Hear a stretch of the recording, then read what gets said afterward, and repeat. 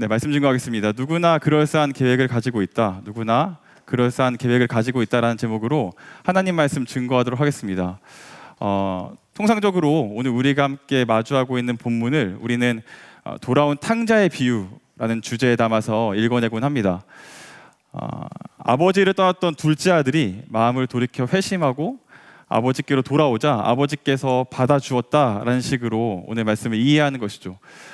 물론 이런 방식으로 성경을 읽는 것이 틀리지 않았습니다. 그리고 이런 방식의 성경 읽기가 우리에게 주는 유익이 있습니다. 그러나 이와 같은 방식으로만 본문을 읽어내면 우리는 사실은 본문이 우리에게 주려고 하는 풍성함을 놓치게 되고 마는 것이죠. 그렇다면 오늘 본문이 우리에게 먼저 이야기하려고 하는 진의는 무엇일까요? 오늘 본문이 우리에게 주려고 하는 풍성함은 무엇일까요? 먼저 오늘 본문은 예수님께서 직접 하신 비유의 말씀입니다. 그런데 예수님께서 이와 같은 비유를 하신 한 가지 이유가 있었는데요. 누가복음 15장 1절에서 2절을 보게 되면 예수님께서 당시에 부정하다고 여겨졌던 세리와 죄인들과 더불어서 친밀한 관계를 이루셨던 것으로 보입니다. 이를 못마땅하게 여겼던 당시의 종교 지도자들이 예수님을 향해서 이 사람은 죄인과 세리들과 더불어서 먹고 마시기를 탐하는 자다라고 말하며 예수님의 사역과 예수님의 존재를 폄하했던 것이죠. 그러니까 이에 대해서 예수님께서 세 가지의 비유를 통해서 대신 답을 하십니다. 첫 번째 비유가 무엇일까요? 100마리 양 중에 잃어버린 한 마리 양을 찾아 나서는 목자의 이야기입니다. 두 번째 비유는 10 드라크마 중에 잃어버린 한 드라크마를 찾아 나서는 이 여인의 이야기인 것이죠. 그리고 나서 오늘 우리가 마주하고 있는 이 세 번째 비유가 등장을 하는데 이렇게 맥락을 통해서 본다면 오늘 본문을 우리는 어떻게 이해해야 될까요? 돌아온 탕자의 이야기라기보다는 잃어버린 아들을 찾아 나서는 아버지의 이야기라고 읽는 편이 더 좋다는 것이죠. 예수님께서는 이 비유를 통해서 결국 당신이 어떠한 분이시며 당신의 사역이 무엇을 의미하시는지에 대해서 설명을 하십니다. 그러니까 여러분, 오늘 우리가 본문을 통해서 결국 얻게 되는 것, 결국 배우게 되는 것이 무엇일까요? 바로 이 복음입니다. 여러분, 복음은 쉽게 이야기하면 내가 구원받기 위해서 무엇을 해야 되는지에 대한 이야기가 아니라 나를 구원하시기 위해서 그리스도께서 어떠한 일을 행하셨는가, 그리스도께서 우리를 위해서 이루신 일에 대한 이야기입니다. 팀 켈러 목사님은 이와 같은 복음을 우리가 받아들일 때 우리 안에 두 가지의 시선이 형성된다고 이야기합니다. 첫 번째는 나는, 그러니까 사람은 자신이 생각했던 것보다 훨씬 더 큰, 훨씬 더 심각한 죄인이라는 사실에 대해서 깨닫게 되고, 두 번째 시선은 그러한 사람은 자신이 생각했던 것보다 훨씬 더 큰 사랑을 받고 있다는 사실에 대해서 깨닫기 시작하더라라는 것이죠. 그리고 여러분, 이와 같은 두 가지 시선이 우리에게 형성되는 순간 우리는 그 다음부터 확신의 토대 위에서 믿음과 삶을 살아갈 수가 있게 됩니다. 우리의 존재와 하나님의 존재를 알게 될 때 우리는 하나님께서 우리에게 응답하시는 편이 내가 바라는 것이 이루어지는 것보다 좋다라는 사실을 확신을 가지고 믿게 되는 것이죠. 그래서 오늘 말씀을 이렇게 크게 두 가지로 나누어서 살펴보려고 합니다. 첫 번째는 둘째 아들을 통해서 사람은 자신이 생각했던 것보다 훨씬 더 심각한 죄인이라는 사실에 대해서 나누고, 두 번째는 아버지의 모습을 통해서 우리는 우리가 생각하는 것보다 훨씬 더 큰 사랑을 받고 있다는 사실에 대해서 나누려고 합니다. 그리고 마지막으로 적용을 하고 기도하는 시간을 가지려고 합니다. 소망하기는 오늘 말씀을 통해서 우리를 향해 열심히 일하시는 그 하나님의 복음이 경험되기를 주님의 이름으로 축원합니다. 첫 번째로 이 둘째 아들을 통해서 사람은 자신이 생각했던 것보다 훨씬 더 심각한 죄인이라는 사실에 대해서 함께 나누어 보도록 하겠습니다. 여러분, 본문에 나오는 둘째 아들은 어떤 사람입니까? 나쁜 사람입니다. 정말 그 두말할 나위 없이 정말로 나쁜 놈입니다. 이 비유를 말씀하고 계신 예수님과 이 비유를 기록하고 있는 누가복음의 저자가 이 둘째 아들이 얼마나 잘못되었는가, 얼마나 나쁜 놈인가를 그 아들을 묘사하는 표현 하나하나에 힘을 주어서 우리에게 설명하고 있습니다. 우리 먼저 22절 말씀 같이 좀 보겠습니다. 12절 읽겠습니다. 시작.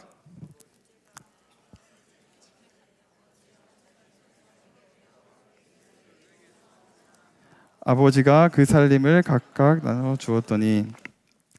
네, 이야기는 이제 둘째 아들이 아버지에게 분깃을 요구하는 것으로부터 시작이 됩니다. 여러분 잘 아시는 것처럼 이 분깃은 무엇을 의미합니까? 유산을 의미합니다. 여러분 살아계신 그 아버지에게 유산을 요구한다는 것은 어떤 의미일까요? 나는 당신이 필요 없습니다.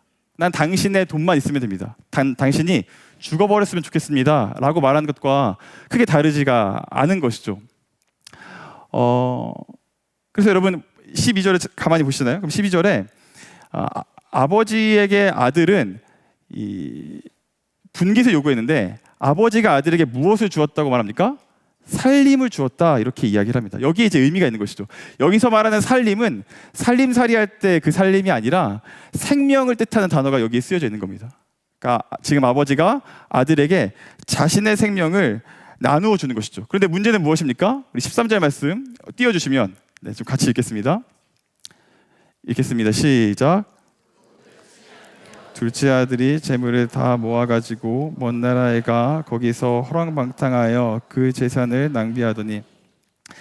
우리는 여기서 허랑방탕이라는 표현 전에 며칠이 안 되어서라는 표현을 좀 주목해서 살펴볼 필요가 있습니다. 아마 아버지가 아들에게 주었던 그 분깃 유산은 땅이었을 겁니다. 부동산.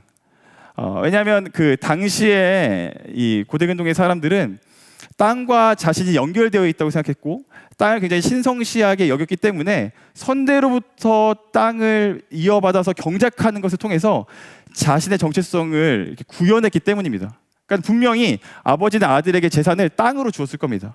그런데 여러분 그 땅을 며칠이 안 되어서 처분했다는 사실이 무엇을 의미할까요? 저희 그 동역자 목사님 중에서 그 중고 거래를 굉장히 능숙하게 하시는 분이 계십니다. 저희가 농담으로 이분은 그 하나님 나라보다 중고 나라를 더 이렇게 사모하는 것 같다라고 말할 정도로 이 중고 거래를 굉장히 잘하시는 분이 계세요. 근데 이분이 어느 날은 사무실에 있는데 계속해서 한숨을 쉬는 겁니다. 제가 걱정이 돼서 근처로 가봤더니 모니터를 평소에 그런 분이 아닌데 인상을 쓰고서 응시하고 계신 거예요. 제가 괜찮냐라고 다가서서 봤더니만 뭐라고 계시냐면 저희가 흔히 내고라고 하죠. 가격 흥정을 하고 계신 겁니다. 그래서 엄청 심각하게 한 이 정도 기스가 났으면 이거 10,000원 깎아줘야 되는데 이거 안 해준다고 이러면서 굉장히 심각하게 그 가격 흥정을 하고 계신 겁니다. 제 기억이 맞다면 뭐 한 몇 분 그렇게 한 게 아니라 꽤나 긴 시간을 할애해서 그 가격 흥정을 하셨던 것으로 기억이 납니다. 여러분 우리가 작은 것 하나라도 소중하게 여기면 사고 파는 것을 쉽게 하지 않습니다. 그런데 여러분 며칠이 안 되어서 팔았다는 것은 무엇을 의미합니까? 아버지가 주신 생명을 소중하게 다루지 않았다는 것을 의미하는 것이죠. 그리고 그렇게 소중하게 여기지 않고 며칠이 안 되어 처분한 그 재산을 가지고 여러분 더 문제는 뭡니까? 아들이 허랑방탕하게 사용하였습니다. 허랑방탕하게 낭비하였더라 말씀은 우리에게 그렇게 이야기하고 있습니다. 여기서 허랑방탕이라고 번역된 단어는 원어로 직역해서 보면 구원받을 수 없는 이라는 의미를 가지고 있습니다. 이 둘째 아들이 이렇게 적당히 유흥을 즐기고 탈선하는 수준에서 방탕하게 살았던 것이 아닙니다. 지금으로 따지면 사회면에 등장할 정도의 중범죄를 저지르면서 심지어는 그것을 즐거워하면서 그렇게 살아갔던 것이죠. 그리고 그 이후에는 우리가 잘 아는 것처럼 바닥으로 떨어지고 떨어져서 결국 돼지 우리에까지 이르게 됩니다. 사랑하는 여러분, 그런데 오늘 본문에서 이 둘째 아들을 묘사하는 이 행간에 사실 예수님과 누가복음의 저자가 이 둘째 아들이 얼마나 잘못되었는가, 얼마나 심각한 죄인인가 가장 힘을 주어서 가장 세게 묘사하고 있는 부분이 있는데 그 부분이 바로 17절 말씀입니다. 우리 17절 띄워주시면 같이 읽겠습니다. 읽으세요. 시작.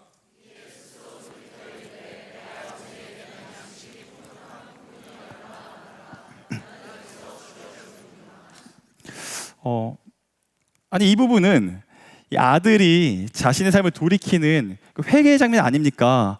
이렇게 말씀하시고 싶은 분들이 계실 겁니다. 그러나 본문을 면밀하게 보면 사실은 그렇지 않다는 사실에 대해서 우리가 알 수 있습니다.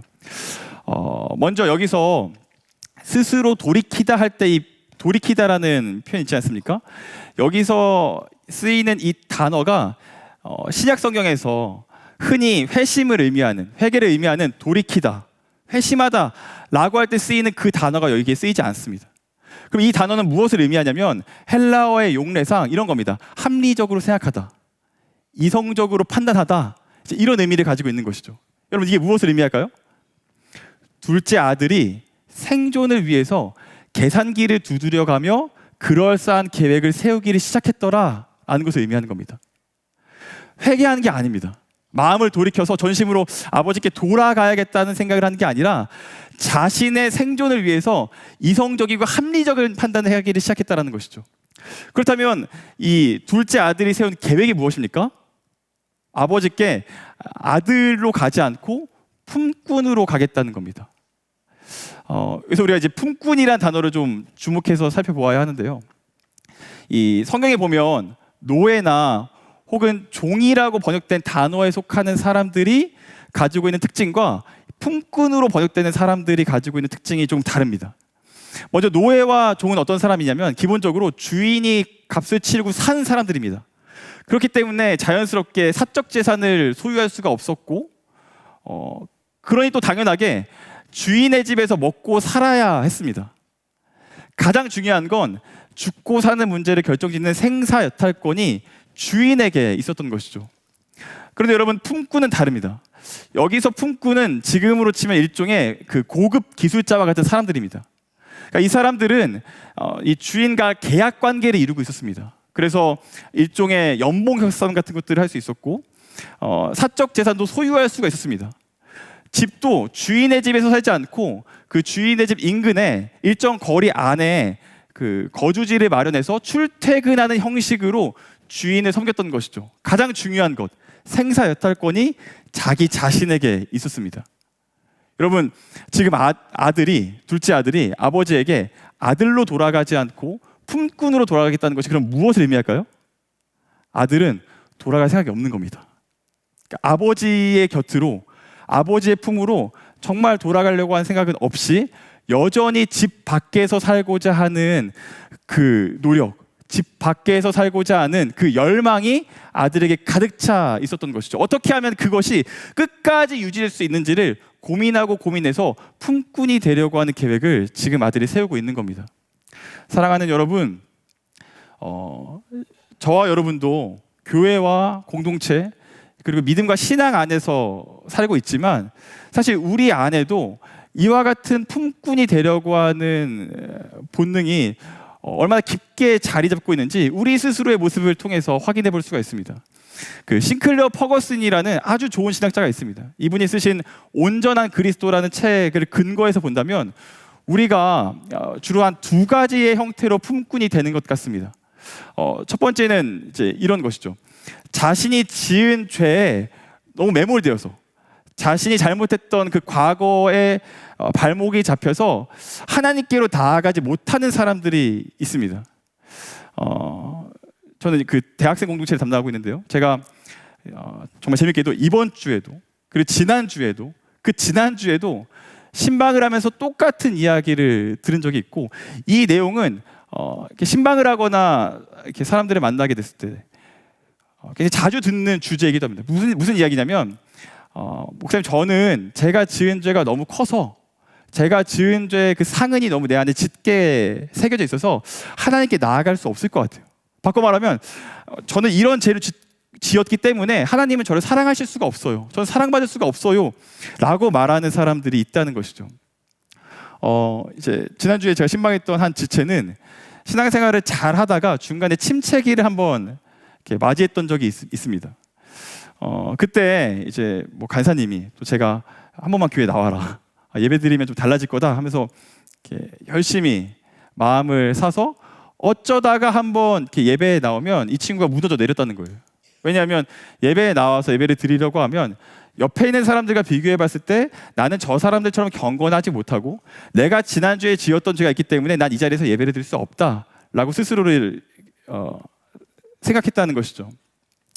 한편으로는 이런 경우도 있습니다. 제가 이제 고등부 사역을 할 때 고등부는 어떻게든 이제 수련회를 데리고 가려고 하지 않습니까? 그래서 아주 좀 신앙생활을 잘하다가 역시 침체기를 맞이했던, 그래서 조금 이렇게 방황했던 친구가 있는데, 제가 거의 빌다시피 해서 한 번만 수련회 가자고 하게 해가지고서는 수련회를 가게 된 친구가 있습니다.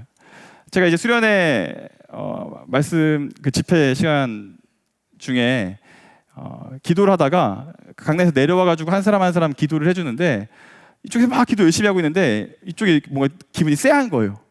봤더니 그 친구가 이러고 그냥 부동 자세로 두 눈을 그러니까 시퍼렇게 뜨고 있는 겁니다. 제가 너무 좀 처음에 좀 약간 공포스럽고 그 다음에 이제 걱정이 좀 돼가지고 찾아가서, 야, 너 수련회까지 왔는데 뭐 하냐, 기도해야지, 이렇게 이야기하니까 저한테 뭐라 그러냐면, 목사님, 제가 그래도 교회에 짬밥이 있는데 제가 하나님께 죄송스러워서 기도할 수가 없어요, 이렇게 이야기를 하는 것이죠. 여러분, 우리가 이와 같은 태도를 가지고 하나님을 대할 때가 있습니다. 내가 지은 죄, 내가 잘못했던 것들을 통해서 내가 이렇게 연약하고 부족하고 넘어지기 쉽상인 사람인데 하나님께 나아가는 것은 불가능하다. 반대로 말하면 이런 나를 하나님은 사랑하실 수 없다라고 생각하는 사람들이 있습니다. 정확히 품꾼의 마음입니다. 정확히 품꾼의 마음이에요. 우리를 객관화해서 스스로를 낮추어 겸손하게 태도를 취하는 것 같지만 사실 중요한 게 뭡니까? 하나님을 불편하게 여기는 것이죠. 결국 하나님께로 가지를 못하는 겁니다. 이거 품꾼의 마음입니다. 두 번째로는 이런 형태가 있습니다. 정반대로 이런 거죠. 사랑받을 만한 자격과 조건을 구비하는 겁니다. 섬김의 자리나 또 다양한 교회 활동에 참여를 하고 여러 형태에서 자신의 외형적인 모습들을 잘 갖추어 나가는 겁니다. 근데 이제 문제는 뭐냐면, 그처럼 섬김을 열심히 하고 있는 그 사람에게 찾아가서 당신이 어떠한 마음의 동기를 가지고 이와 같은 섬김을 하고 있느냐, 당신 교회 생활 열심히 하는데, 신앙생활 열심히 하는데 그 마음의 중심에 어떤 마음이 있느냐라고 물을 때 이런 사람들이 있다는 것이죠. 만약에 내가 이 섬김을 하지 않으면 내가 벌 받을 것 같아, 내가 이와 같은 일 하지 않으면 나는 사랑받을 수 없을 것 같아 라고 말하는 사람들이 있다는 겁니다. 여러분, 마치 이런 것과 같습니다. 여러분, 한 남성이 여성에게 프로포즈를 한다고 생각을 해봅시다. 좋은 레스토랑에 뭐가 있을까요? 뭐 이렇게 현악 삼중주 이런 게 막 이렇게 있고, 그 다음에 이제 장미로 길을 이렇게 쫙 깔아놓은 다음에 그 케이크에다가 초를 꽂아놓고 뒤에 막 이렇게 풍선하고 사진하고 이렇게 붙여놓는데, 우리 여성분들 전혀 관심 없는 거 보니까 이런 거 그렇게 있는데, 이제 마지막으로 이제 그 사랑을 고백하고 편지를 이렇게 주고 이제 하이라이트로 이제 품에서 딱 꺼내가지고, 뭘까요? 소나트 이런 게 아니라 이제 반지, 이렇게 해서 반지를 딱 이렇게 주니까 이제 이 여성이 마음이 이제 감동을 한 거죠. 그래가지고 이제 묻는 겁니다. 당신 나한테 왜 이렇게 잘해줘? 왜 이런 시간을 준비했어? 라고 말할 때 남자가 뭐라고 대답해야 될까요?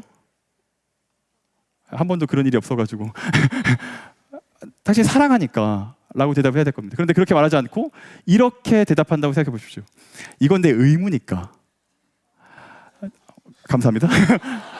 내가 이렇게 하지 않으면 넌 날 떠나버릴 거고, 내가 이 정도를 해주지 않으면 넌 나에게 짜증을 낼 거기 때문에 난 이렇게 할 수밖에 없었어 라고 말한다면, 여러분, 그 앞선 모든 시간들, 그 반지, 이런 게 무슨 의미를 갖겠냐라는 것이죠. 물론 반지는 좀 의미를 가질 수 있을 것 같습니다만, 아무튼 모든 시간들이 비참해지기를 시작하는 겁니다. 여러분, 우리의 섬김도 마찬가지라는 겁니다. 우리가 그런 마음의 근거에서 하게 되면 그것은 품꾼의 마음이라는 것이죠. 전혀 다른 두 품꾼의 형태가 있습니다. 하나는 하나님과 자신의 모습을 통해서 자신의 죄를 가지고 하나님께 나아갈 수 없다고 말하는 사람이 있고, 한편으로는 하나님께 가까이 가는 어떤 모습을 취하고 있지만 사실은 하나님께 벌 받을까 봐 두려워서 섬기는 사람들이 있습니다. 전혀 다른 대척점에 있는 사람들 같지만 마음은 하나와 같습니다. 그게 뭘까요? 아버지를 불편하게 여기겠다는 것이죠. 하나님을 불편하게 여기겠다는 겁니다. 전혀 다른 모습으로 존재하는 것 같지만 그 마음의 중심에는 여전히 하나님을 불편하게 여겨서 나름대로 자신이 계획을 세워서 어떻게 하면 이 거리를 유지하고 하나님과 관계를 맺을 수 있을까를 생각하는 사람들이 있더라는 겁니다. 그리고 그게 여러분 사실 성경은 우리 모두의 모습이다 라고 이야기하는 것이죠.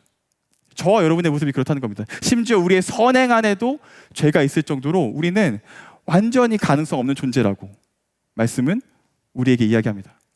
이렇게 본다면 여러분 둘째 아들을 통해서 우리 사람, 여러분 자신을 어떠한 존재로 이해할 수 있습니까? 사람은 개선이 필요한 존재가 아니라 구원이 필요한 존재라는 것이죠. 우리의 선행에도 우리의 죄가 들어있을 정도로 우리는 가능성이 없기 때문에 우리가 어떤 계획을 세워서 우리의 인생을 구원할 수 있는 것이 아니라 우리의 구원이 외부로부터 와야 된다는 겁니다. 이게 본문이 말하는 사람의 실존입니다.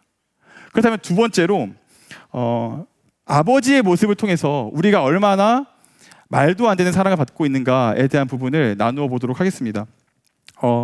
여러분 아버지는 어떤 사람인가요? 아들이 정말로 나쁜 놈이었다면 아버지는 정말로 말도 안 되게 아들을 사랑하는 사람으로 묘사되고 있습니다. 그 사랑의 수준이 비상식적이고 비이성적이고 파격적이라는 사실에 대해서 예수님과 누가복음의 저자가 힘을 주어서 설명하고 있습니다.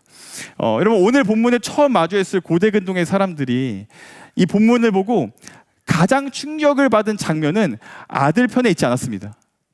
아버지의 모습에서 그것이 있었습니다. 우리 20절 말씀인데요. 띄워주시면 같이 읽겠습니다. 읽어주세요. 시작.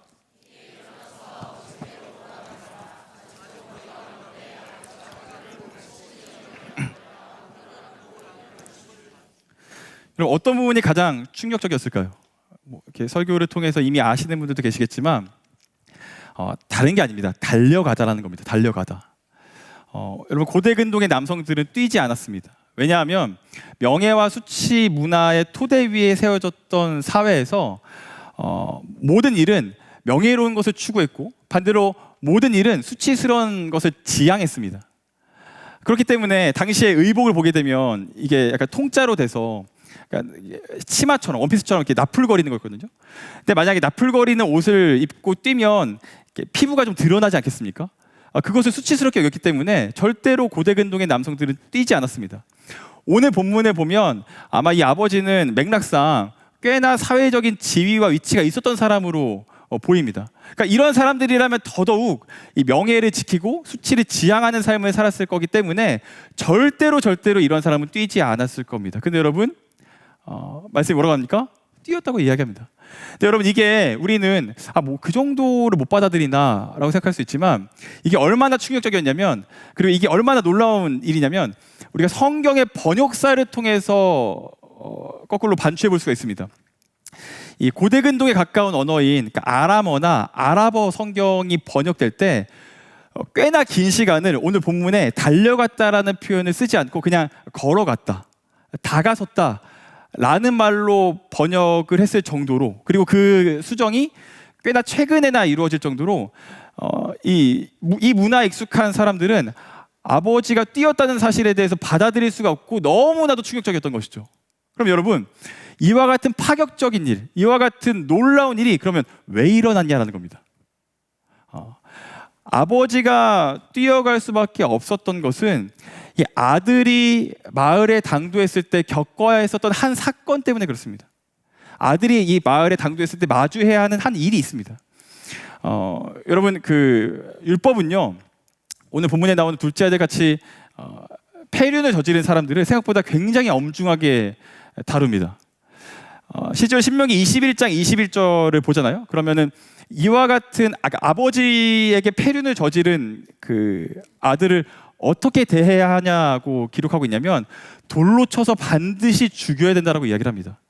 근데 이게 여러분 율법에 정해져 있었기 때문에 이 일은 해도 되고 안 해도 되는 일이 아니라 반드시 그 마을 공동체가 돌로 쳐서 죽여야 그 마을이 의로워질 수가 있었던 겁니다. 아들이 마을에 도착합니다. 그러면 아마 이 아들은 모든 그 공동체 안에 주목해서 살펴볼 사람, 그리고 지금으로 따지면 공개 수배범 같은 사람이었을 겁니다. 그럼 이게 마을에 도착하잖아요. 그러면 뭐가 진행되냐면 캐차차 의식이라는 것이 진행됩니다. 캐차차. 이게 뭐냐면 이런 거예요. 아들이 오잖아요. 그러면 그 아들을 먼저 본 사람이 주변에 항아리 같은 것들을 이렇게 찾는 겁니다. 그렇게 하고 그 항아리를 들어서 아들 쪽으로 집어 던지는 거죠. 그러면서 외치는 겁니다. 캐차차, 캐차차. 네, 귀엽죠. 근데 죄송합니다. 근데 캐차차가 무슨 뜻이냐면 귀여운 의미가 아니에요. 끊어내다라는 의미입니다. 끊어내다. 그 아들을 끊어내야 되는 겁니다. 던져서 캐차차. 그러면 그 소리를 듣고 많은 사람들이 나와서 토기를 던지는 겁니다. 캐차차, 캐차차 하면서. 거기서 끝나지 않습니다. 어떻게 해야 될까요? 그 깨진 토기의 조각을 들고 아들에게 던지기를 시작하는 것이죠. 그 아들이 숨이 끊어질 때까지. 아버지가 이걸 알았습니다. 이걸 알아서 어떻게 합니까? 아들에게 달려가서 그를 끌어안는 것이죠. 여러분 상상을 해봅시다. 아버지가 아들을 끌어안았을 때 어떤 상황이 연출됐을까요? 바로 손에 잡고 있던 토기를 놓지 않았을 겁니다. 여전히 던졌을 겁니다. 계속해서. 아들이 숨이 멎을 때까지 돌을 던져야겠기 때문에 어느 정도 시간은 계속해서 그 토기가 날아왔을 겁니다. 그럼 여러분 그 토기를 누가 맞습니까? 아버지가 맞습니다. 여러분 이것은 정확하게 십자가와 대속의 사건이 어떠한지를 우리에게 하나의 그림으로 설명하고 있는 겁니다. 예수님께서 우리의 죄를 어떻게 다루시고 예수님께서 우리를 위해서 어떠한 일을 이루시는지 예수님이 십자가에서 우리의 죄를 치르신 그 사건을 보여주는 것이죠. 그리고 여러분 중요한 게 있습니다. 이 구원에 대한 서사는 여기서 멈추지 않고 이 뒤로 정말 본문이 우리에게 말해주고자 하는 절정, 가장 아름다운 장면으로 연결을 시킵니다. 우리 21절과 22절인데요. 제가 21절 읽으면 여러분들이 22절 읽어주세요. 아들이 이르되 아버지 내가 하늘과 아버지께 죄를 지었사오니 지금부터는 아버지의 아들이라 일컬음을 감당하지 못하겠나이다 하나. 함께 읽겠습니다. 시작.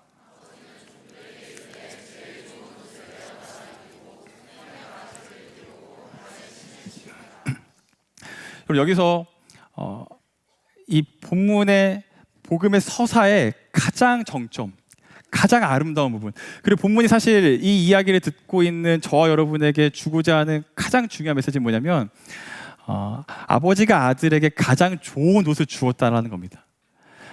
여러분 가장 좋은 옷은 무엇일까요? 가장 비싼 옷이라고 이야기를 하실 수가 있을 겁니다. 그런데 여러분 고대 근동의 문화 속에서 가장 좋은 옷은 아버지가 입고 있었던 옷입니다. 물론 이제 아버지가 입고 있었던 옷이 가장 비싼 옷이기도 했겠죠. 주로 아버지가 늘 입는 평상복이 아니라 명절이나 중요한 손님을 맞을 때만 입는 옷이 있었습니다.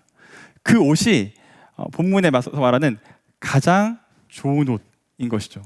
그럼 여러분 그 가장 좋은 옷을 아들에게 입혔다는 것은 무엇을 의미할까요? 그냥 이제 아들이 되었으니까 가장 좋은 것들을 줬다, 이 정도의 의미를 갖고 있지 않습니다. 성경을 보면 가장 좋은 옷을 입혔다는 것은 에스더서에도 그런 게 나오지만 이런 겁니다. 그 아버지의 정체성이 이제 아들에게 그대로 반영된다라는 것을 의미합니다. 아버지의 지위, 아버지가 갖고 있었던 여러 가지 의미들, 이런 것들이 그 옷을 입는 순간 아들에게 전가가 되었다는 것을 의미하는 것이죠. 옷을 입혔다는 게, 그리고 우리가 옷을 입었다는 게 그러한 의미를 가지고 있는 겁니다. 우리가 이렇게 보잖아요. 그러면 바울 서신에서 반복해서 우리가 그리스도의 옷을 입었고 새 사람의 옷을 입었다고 말하는데 그것이 어떤 의미인지를 알 수 있습니다. 우리 갈라디아서 3장 27절 말씀 띄워주시면 같이 읽겠습니다. 읽어주세요. 시작. 그리스도와 합하기 위하여 세례를 받은 자는 그리스도로 옷 입었느니라. 여러분 아들은 아버지의 옷을 입는 순간 아버지와 동등한 지위를 갖게 됩니다. 그럼 여러분 여기서 갈라디아서 3장 27절을 이와 같은 맥락 속에서 이해해 본다면 예수 그리스도의 옷을 입은 죄인들, 예수 그리스도의 옷을 입은 신자들은 그럼 어떤 지위를 얻게 됩니까? 예수 그리스도와 같은 지위를 얻게 된다는 말입니다. 여러분 이것이 무엇을 의미할까요? 십자가를 통해서 하나님이 우리에게 정말로 주시려고 하는 게 여기 있다는 겁니다. 우리에게 예수님의 지위를 선사하시는 겁니다. 예수님의 십자가의 사건을 통해서 우리는 그리스도의 옷을 입었습니다. 그 순간 여러분, 우리의 가치가 어떻게 됩니까? 우린 죄인이라 불릴 수 있는 존재들이 아닙니다. 우리 어떤 존재들이에요? 그리스도만큼 가치를 가진 존재들이 된 겁니다. 여러분, 십자가 사건 안에 있는 우리 모두는 하나님이 우리를 보실 때 우리 여전히 죄인이고 우리 여전히 부족하고 연약해서 넘어지고 쓰러질지는 모르지만 하나님이 우리를 보실 때 절대로 그냥 우리를 보시지 않고 어떻게 보십니까? 예수님을 통해서 우리를 보십니다. 예수님의 십자가 사건을 통해서 하나님이 우리를 보십니다. 성부 하나님은 성자 예수님을 통해서 저와 여러분을 보십니다. 이게 무엇을 의미합니까? 성부 하나님께 우리는 성자 예수님만큼의 가치를 가졌다는 것을 의미합니다. 하나님이 우리를 보실 때 당신의 아들과 같은 동등한 가치로 우리를 보신다는 그 사실을 말씀이 우리에게 이야기하고 있습니다. 여러분, 이게 무엇을 의미할까요? 우리는 더 사랑받을 수가 없습니다. 우리는 더 이상 사랑받을 수가 없습니다. 그래서 여러분, 더 사랑받기 위해서 무엇을 할 수 없습니다. 이미 충분히 사랑받고 있고 이미 더할 나위 없이 사랑받고 있으며 이미 말도 안 되게 사랑받고 있습니다. 우리는 더 이상 가치가 상승할 수 없는 존재라고 말씀이 우리에게 이야기하는 것이죠.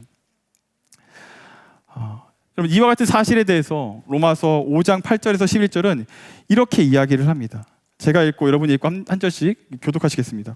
우리가 아직 죄인 되었을 때 그리스도께서 우리를 위하여 죽으심으로 하나님께서 우리에 대한 자기의 사랑을 확증하셨느니라.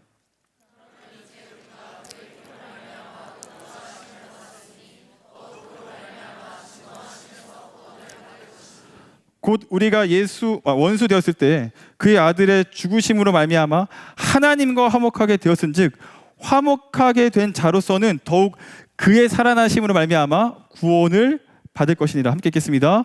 그뿐 아니라 이제 우리로 화목하게 하신 우리 주 예수 그리스도를 말미암아 하나님 안에서 또한 즐거워. 네. 여러분, 예수님이 우리를 대속하셨을 때, 우리 향해 달려와서 우리를 끌어안으셨을 때 이제 더 이상 우리는 하나님께서 끊어낼 수 없는 존재가 되었습니다. 예수님께서 이미 죄값을 치르셨기 때문에 우리에게 두 번 물으실 수가 없게 됐다는 겁니다. 하나님은 우리를 예수님의 가치만큼, 예수님의 지위만큼 바라보실 수밖에 없다라는 것이죠. 여러분, 이와 같은 두 가지 시선, 우리가 생각했던 것보다 더 심각한 죄인이지만 사실 우리가 훨씬 더 말도 안 되는 사랑을 받고 있다는 이 두 가지 시선을 가지고 잠깐 품꾼된 우리의 마음을 좀 정리하고 적용하면서 기도의 시간으로 나아갔으면 좋겠습니다. 먼저 자신의 죄로 하나님께 나아가기를 주저하시는 분들이 계십니까? 여러분들이 지난주에 너무 끔찍한 죄를 지어서 여러분들의 삶에 내가 이 정도 바닥에는 떨어지지 않을 줄 알았는데 말도 안 되는 죄를 지었구나, 하나님을 뵐 면목이 없다 라고 생각하시는 분들이 계십니까? 여러분들의 과거에 어떤 일들이 없었으면 좋았겠지만 그 일 때문에 여러분들의 발목을 붙잡고 여러분들이 하나님께로 나아가는 것에 끊임없이 장애를 겪고 계시는 분들이 계십니까? 오늘 말씀 여러분에게 뭐라고 얘기합니까? 담대하고 뻔뻔하게 그리스도를 붙잡아야 된다라고 이야기를 하고 있습니다. 히브리서 10장 19절에서 뭐라고 이야기합니까? 그러므로 형제들아, 우리가 예수의 피를 힘입어 성소에 들어갈 담력을 얻었다, 이렇게 말하고 있습니다. 그리스도로 옷 입은 우리는 여러분 성부 하나님께 절대로 거절당할 수가 없습니다. 예수님이 우리를 끌어안으셨기 때문에 우리는 그 사랑 안에서 하나님으로부터 끊어질 수 없는 존재들이 되었습니다. 여러분, 여러분의 죄에 집중하지 말고 여러분이 어떠한 사랑을 받고 있고 어떠한 옷을 입고 있는지를 주목하셔야 됩니다. 또 한편으로 이런 분들이 계실 겁니다. 이곳에 자격과 조건을 갖추어 사랑받으려고 하는 분들이 계실지도 모르겠습니다. 순종하지 않으면 벌 받을 것 같고 순종할 때 사랑받을 것처럼 여기면서 살고 계신 분들이 아마 이 자리에도 계실 겁니다. 여러분들도 마찬가지입니다. 여러분들 절대 버림받지 않습니다. 예수님께서 여러분들에게 이루시려고 하는 그 순종은 여러분들이 하지 않을 때 벌받고 할 때 사랑받는 그런 게 아닙니다. 신자는 사랑받기 위해서 순종하는 것이 아닙니다. 그렇다면 우리의 순종의 의미는 무엇일까요? 우리는 더 높은 가치와 높은 의미의 차원을 두고 순종하기 시작합니다. 우리는 사랑받기 위해서 순종하는 것이 아니라 하나님의 사랑을 알고 그 사랑을 누리기 위해서 순종을 하는 것이죠. 사랑하는 여러분, 그렇기 때문에 여러분들이 지키는 그 자리에 두려운 마음이 아니라 더 높은 차원의 가치, 하나님의 사랑을 알고 누리기 위해서 순종하십시오. 말씀 좀 정리하면서 제 안에 이 그 두 품꾼이 지난하게 싸워왔던 이야기를 하고 기도의 시간으로 함께 나아갔으면 좋겠습니다. 저는 그랬던 것 같습니다. 신학대학원에 다닐 때 유독 이 두 품꾼의 싸움이 굉장히 치열하게 제 내면에서 일어났습니다.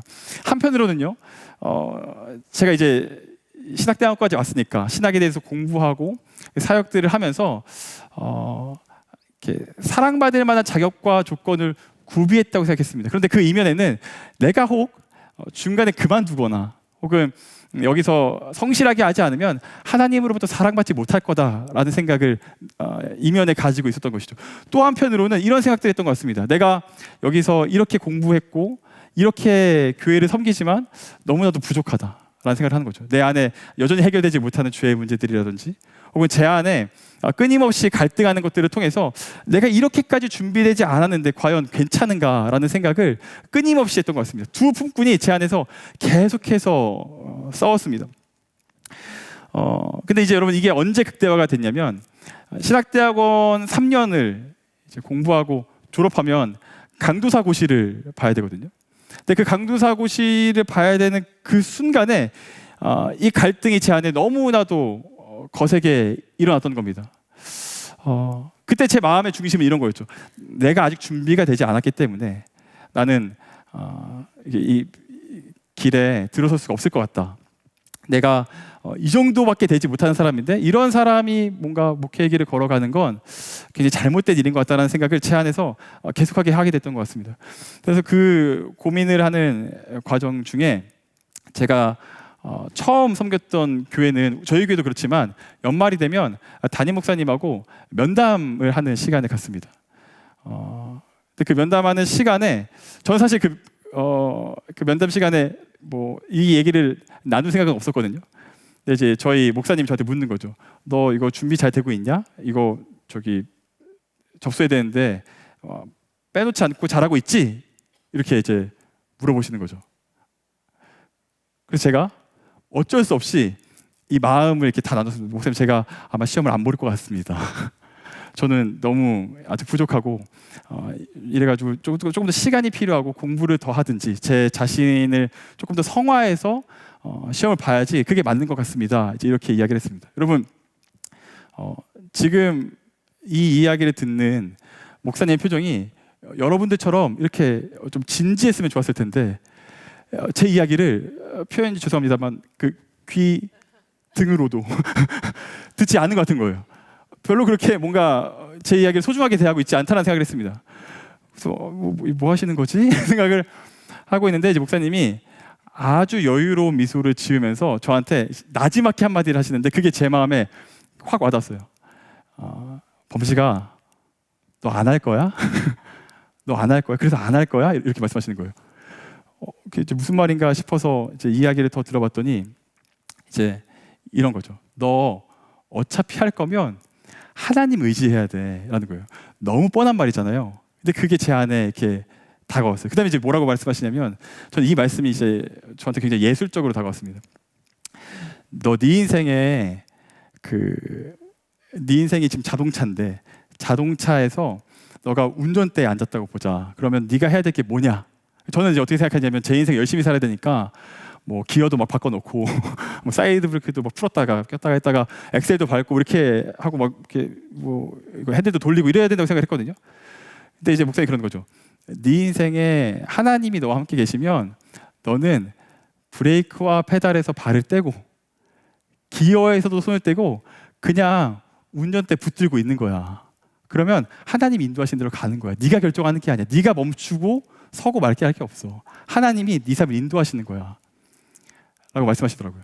여러분, 제가 그게 굉장히 깊게 와닿았을 뿐만 아니라 그때 제 안에 두 품꾼이 있다는 사실을 발견하게 됐습니다. 그리고 그 이야기를 통해서 그 두 품꾼으로부터 자유로워졌습니다. 어떻게 자유로워졌을까요? 그 이야기를 듣고 저는 제가 확신하는 것보다 하나님이 확신하는 것을 믿고 따라가는 삶이 훨씬 더 괜찮다는 것을 고백할 수 있게 되었습니다. 그래서 내가 준비되어 있지 않은 것 하나님 다 아시고도 사용하시면 채워 넣으시겠지 라는 고백을 할 수 있었습니다. 반대로 제가 뭔가 이루었다고 생각하는 아주 자그마한 성취도 내가 이루어서 뭔가를 갖춘 것이 아니라 하나님의 은혜로 주어졌다는 사실을 고백할 수 있었습니다. 지금까지 내가 뭔가 사역을 했던 것, 공부했던 모든 것들이 다 내가 이룬 것이 아니라 하나님 허락하신 거구나. 여러분, 품꾼의 마음이 놓아지는 두 형태의 동일한 한 가지의 내용이 작동합니다. 그게 뭘까요? 삶을 은혜로 받아들이기 시작했다는 것이죠. 여러분, 정말 복음을 받아들이고 우리의 삶을 내가 생각했던 것보다 나는 더 훨씬 심각한 죄인이라는 사실과 더불어서 그럼에도 불구하고 큰 사랑을 받고 있다는 사실을 받아들이잖아요. 그럼 우리는 그때 비로소 우리의 모든 삶이 은혜라는 사실에 대해서 깨닫게 됩니다. 그리고 다른 것 구하지 않고 은혜로 자신의 삶을 한 걸음 한 걸음 나아갈 수 있게 된다는 것이죠. 소망하기는 오늘 말씀을 듣고 기도하는 우리에게 이와 같은 깨달음, 이와 같은 은혜, 이와 같은 기도의 제목이 있기를 주님의 이름으로 축원합니다. 말씀을 정리하겠습니다. 이전에 권투 선수 중에 마이크 타이슨이라는 분이 계셨습니다. 근데 이분이 이제 거의 전설적인 인물이라서 이분은 늘 그 챔피언 방어전을 하면서 살아갔어야 되는 인물이었어요. 근데 어느 날은 신인이 겁도 없이 이 마이클 타이슨에게 그 타이틀전을 신청한 겁니다. 마이클 타이슨이 그걸 받아줬어요. 이제 기자회견이 그 신인 선수가 전날 그리고 그 다음 날에 타이슨이 기자회견을 하는데 그 신인 선수가 인터뷰를 할 때 한 기자가 물어봅니다. 마이크 타이슨이 지금 몇 연승을 하고 있고 챔피언의 자리에서 내려올 생각을 안 하는데 역대 이렇게 강력한 권투 선수가 없는데 당신이 마이클 타이슨을 어떻게 상대할 수 있습니까? 라고 묻습니다. 그러자 이제 이 권투 선수가 나름 자신이 계획한 게 있고 마이클 타이슨에 대해서 많은 연구를 했기 때문에 이길 수 있다 이렇게 이야기를 합니다. 그 다음 날 타이슨의 기자회견 때 그 기자가 똑같이 와서 이거를 읽습니다. 어제 갔더니 그 저기 신인 선수가 이렇게 말했다 이제 이렇게 얘기해 주는 거예요. 그때 이제 마이클 타이슨이 그 이야기를 듣고 화내지 않고 여유 있게 이렇게 이야기합니다. 누구나 그럴싸한 계획을 가지고 있다. 나한테 죄송합니다. 처맞기 전까지는 딱 이렇게 이야기. 물론 이제 영어라서 이렇게 말하지 않았겠죠. 근데 이제 뭐 그렇게 이야기를 했다는 겁니다. 아무리 그럴싸한 계획을 갖고 있어도 나한테 한 대 맞아보면 계획대로 되는 게 아니구나. 실제 다음 날 그 일이 일어났습니다. 흠씨 두들겨 맞고 KO패를 한 거죠.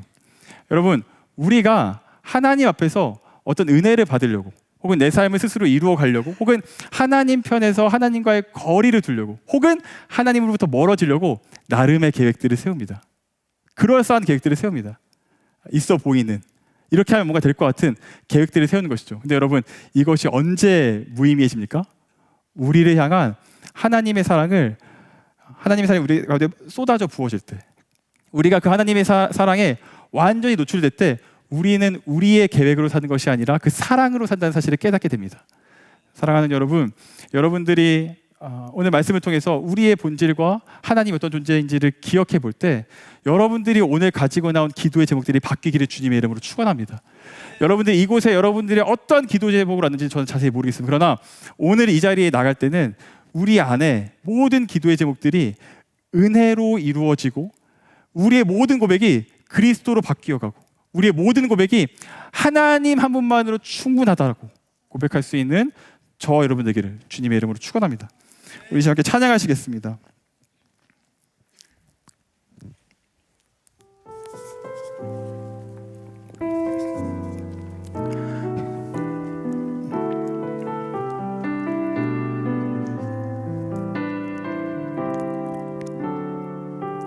이렇게 찬양합시다. 믿음과 삶을 살아내는 실력이 너무나 다른 내 모습을 볼 때 이 모습도 주가 사랑하실까?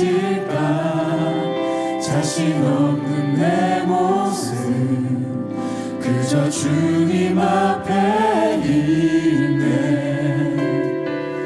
나 같은 자도 사랑하여 주시고 한 번도 나를 떠나지 않으셨네. 아픔 속에 주를 작게 여긴 날 꾸짖지 않으시고 내 손 잡아주시네.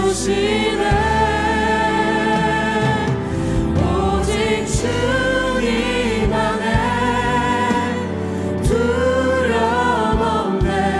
고난을 통해 날 만드심을 믿네. 주님만이 내 모든 것 되시네. 주의 강한 손 날 붙드시네. 오직 주님 안에 소망 있네. 내 삶을 통해 영광 받으신 주님, 주님만이 내 모든 것 되시네. 주의 선하심 나 노래하네.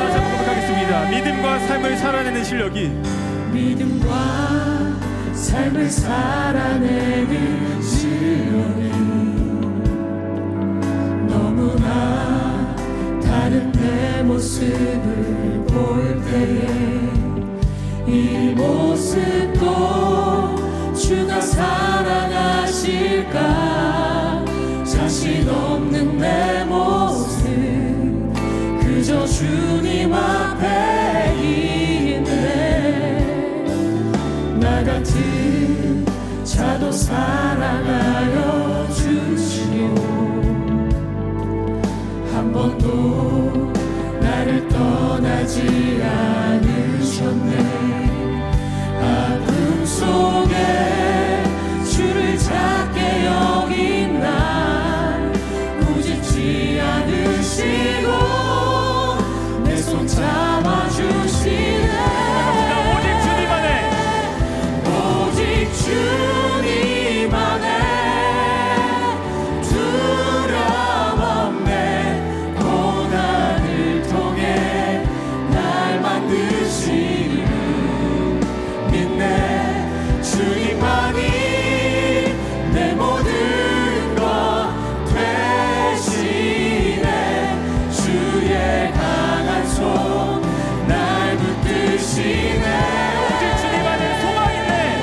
오직 주님 안에 소망 있네.